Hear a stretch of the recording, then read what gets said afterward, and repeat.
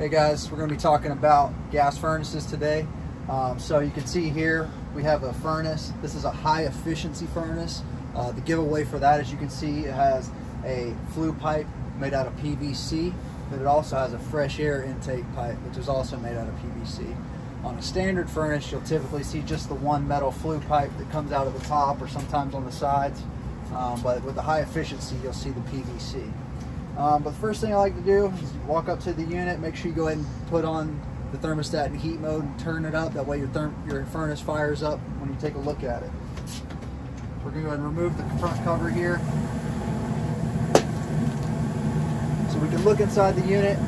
On some high efficiency units, the burners will actually be enclosed. This one's not, it's open so we can see the flames. We're going to look for nice tight blue flames inside there. We don't want a lot of orange or yellow loose flames coming off of it. We can see this unit's got nice pretty blue flames, so it looks good. The owner of this home has maintained this unit well.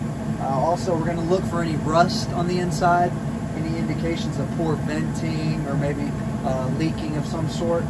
So this unit looks good and clean. We don't see any rust, anything like that. Next, we're going to move off the bottom access cover door. A lot of times when you remove this, it will shut the furnace off because it has a safety switch built in. You can see there the unit has turned off. There's the safety switch there. When you remove the bottom, it engages and turns the unit off. We're going to look for the data plate. On this unit, it's on the inside of that bottom door. So if we can see here, this is a 2019 unit manufactured by International Comfort Products. And any other data you need to know about it. So the BTUs, things like that. Typically as home inspectors, we don't need to know that much. We really just need to know the age of the equipment, the manufacturer, and check for any defects or installation issues. So we'll go ahead and put that bottom cover back on, which will then re-engage that safety switch, which will, the unit will come back on here momentarily. It has to go through its just a little checkup. All right, next thing we're going to look at is the gas line coming into the furnace. I want to verify that it does in fact have the sediment trap. If it does not have the sediment trap, we'll write that up.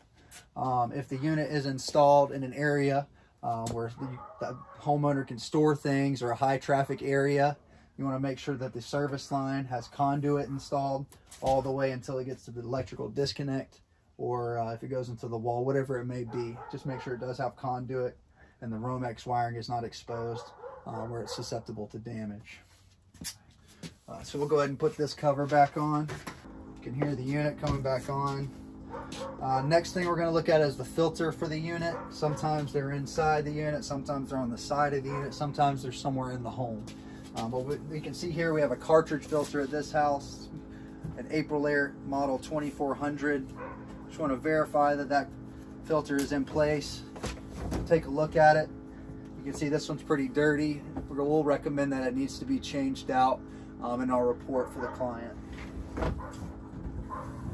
Also make sure to notate the size of the filter in the report for the client as well, and the location of the filter or filters in the home. Next thing we want to look at on the unit is a condensation drain line. Check for any potential leaks around it. Make sure the line is all intact. This one is connected to a condensation pump.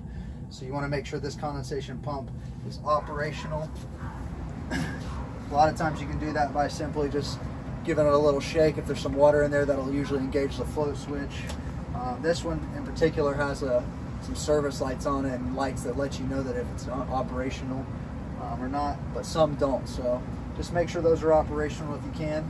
So when checking these condensation drain lines, when they're connected to a condensation pump, you always want to verify that the electrical wiring is low voltage, is connected to the air handler. That way, in the event the pump does fail, it will shut the unit off. Next thing we're going to look at is with the air handlers and furnaces.